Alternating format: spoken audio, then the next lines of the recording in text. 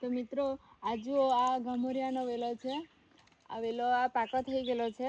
એ વેલાનો ઉપયોગ અમે બહુ ઘણા વર્ષોથી કરીએ છીએ, કેમ કે જો ગામોરિયા થાય ઝીણી ઝીણી ફૂલ્લી જેવી શરીર પર, તો આજે નાનો વેલો આવે તેની માળા કરીને ગળામાં પહેરીએ. આ વેલો બહુ ઠંડક આપે તેવો છે, એટલા માટે. તો તમે જુઓ આ કેટલો લાંબો વેલો છે. આ જે મૂળ વેલો છે પાકો, તે આ વેલો છે.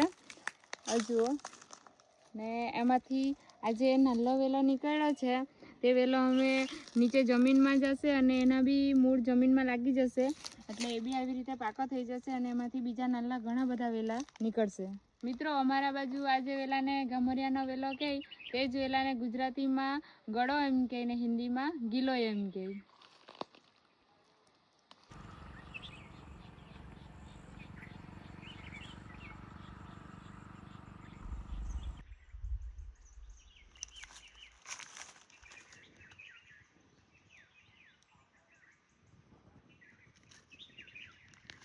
આ રીતે થોડોક પેલો અંગૂઠામાં બાંધી દેવાનો, પછી આ રીતે માળા બનાવવાની.